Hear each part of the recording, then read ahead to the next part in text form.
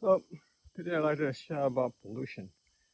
One of the problem, I think, after so many years of talk about pollution, we need to start redefine what's the meaning of pollution. So I noticed that it is a bit controversial and complicated. But the worst part of all, I don't see people really understanding about pollution at all. So I can pollute your house. Okay, let's say I can pollute your house. You can pollute my house. Okay, but so that's something that we have to understand. I can pollute your house. You can pollute my house. But if you are staying in one of the rooms that I built for you, you can't pollute my house. Wait, shit, fucked. Let me start over. I'd like to talk about pollution. More of redefining what's the meaning of pollution. The problem is that nowadays we don't really understand. We are more toward blaming ourselves. We are blaming ourselves for the pollution, which is not a good thing. Because when we start blaming ourselves for the pollution, that means that something is wrong, something that we did wrong. But the problem is we are not. For example, just now, I think I talked to one of the guy. He was complaining that people are throwing plastic in the jungle, and it's just lightweight, but taking it back home, they're just dumping around and hoping that somebody will collect or it will compose. These are plastics. It will take time to compose. But then I kind of explained to him that no, it is not good. It's a classic way, right? We blame the other person. You say that, hey, you pollute the environment. You made the mess. Your moral value is low or something, blah, blah, blah. And then you make yourself feel high up in the society. But in fact, you're not. That's where the catch is, right? So the problem where I'm going with this is that do not blame the people who are getting victimized. Means that you give them somebody give them the plastic. Somebody give them the plastic. For example, if you go to the supermarket store nowadays it says no more plastic bags. It sounds like it's a hype. It's like no plastic bag. But then the moment you enter the store, everything you buy is packaged in a plastic bag. So it's just a mind game, right? It's blaming you are the culprit. But in fact, you're not. For example, let's say you didn't lock your door. You didn't lock your door and get out of the house and somebody sneak in, not break in since you didn't unlock the door. So, whose fault is it? So does that mean that somebody get into your house and he have the right to get into your house and then steal your stuff? No, right? Still stealing. Stealing is still stealing. So that's the concept that I apply here. That's one part of blaming game. The other part of it that I want to really give a thought, I gave a thought a couple of days ago, is that there isn't such thing as renewable energy. This one, I think we were studying, me and my kid were studying about renewable energy and non-renewable energy. And I was stunned when I look at renewable energy. And I was like, wait a minute, where the hell are they getting renewable energy? It appears that the sun is there and you can just harvest the sun. And that's considered renewable energy. Again, it's bullshit. Sun is never renewable energy. Okay? If sun is renewable energy, so does the fossil fuel.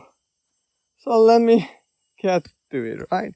For example, for fossil fuel, you still have a process to dig into the ground, and then, wait, let's go a little bit further. You see, these trees around me go down to the soil, trees and, I don't know, dinosaur involved or not, but trees, I'm not really sure because I have a different theory about how the planet evolved. So I'll need to explain on another video. So these trees or whatever it is that produce the fossil fuel is more like an aged wine, well-aged wine, okay? It takes time. So the fossil fuel didn't just appear. It's a time capsule process. It's a very long process, which is why we end up having fossil fuel. Okay? It's not somebody put that for us to use. It just was aged very long. The only thing we did is that we come up with a process to go and extract the oil and then make use of it as a petrol. So it's there on the ground. We're extracting it out and then we're using it. Okay? So remember, we're using it. Okay? The way we use it. Okay? So that's the key thing. That's the critical part. We use. Then come back to renewable energy. So for example, one of the things I think people often think about is solar. Sun is the best renewable energy, but in fact it's not. You see, the problem is that you still have a method to extract that power. You need to convert that power from light energy to electricity energy. So on top of that, you need to have a storage equipment, a facility to store that. Yeah, eventually the output of it will look cleaner because you don't have gas coming out. I'll get back to that in a minute. What is that gas is about, right? So you have that. So that's the only difference between renewable energy and non-renewable energy. So you really have to think about how you're gonna get the energy. So there's no such thing as renewable energy. There isn't a renewable energy, which is why, for example, solar energy, you have to figure out a way to store it, and then you have to figure out a way to efficiently extract it. Okay, that's one. The other crucial point is that there's no way you can pollute this planet. Okay, it's not your house. You have to dust it out. You need to clean this, clean that, keep things clean. Because you take things from outside and put it inside, it looks dirty, your house, right? Your house becomes dirty over time because you took things from outside and put it inside your house. For example, you buy things from the stores. It's a plastic store, then you use it, then you throw it away. So it's true. That's the idea of pollution. Remember, you are taking this rubbish outside into your house, which means that when you buy some things, packaged things, for example, you buy an egg and you're using it. The egg, eat the eggs, cook the eggs, then you have to throw away the packaging, right? Sounds like renewable energy, right? Or non-renewable energy, right? So you throw it away. But here's the part, right? That's what everybody considers pollution. Because you are taking something outside your house, bringing it to your house, and then consume it and discharge it. Okay?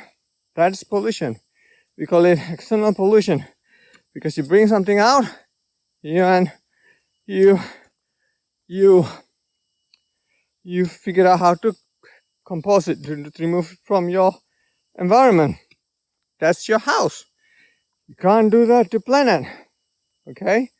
Why you can't do that to planet is this. Okay? If let's say in your house you have a table. Okay, you have a table. And the table is broken. There's two ways you can actually do something about the table. You can leave it there. Even though it's broken, you just leave it there. As it's time, it will age and it goes away. Right? Because it composes itself. I think it's a very bad example. The point I'm bringing up is that it's not something a foreign material, which is what we're polluting the planet with. We're polluting the planet with the material that already exists on this planet. The fossil fuel is already there. We just kind of, I don't know, forward engineering or reverse engineering it, using it as petrochemical. Even the shirt that I'm wearing it have a lot of content of that petrochemical. Okay? So, you can't pollute the planet. That's my point. The only thing is that whatever pollution is out there will take time and then get itself compose itself. So the reason why it's taking so long for this material to destroy itself is because we kind of engineer it so that it don't spoil very fast. It lasts a little bit longer, which is why some material lasts very, very long. Some material does compose itself in a short period of time. The material lasts for a very, very long time. So keep that in mind. On top of that, this is the other part of it, is that when a manufacturer manufactures something, they don't want component to last very long.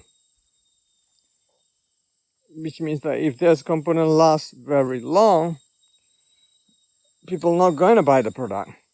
Okay, for example, the light bulb at our house have a lifetime on it. You know how many hours is it? But then, in fact, it's well known that they can produce light that lasts forever. But they don't want to. Okay? So, back to earlier one is don't blame ourselves. And then that's one. The other thing is we can't pollute this planet. Yeah. But still don't throw rubbish in there. That's the key thing.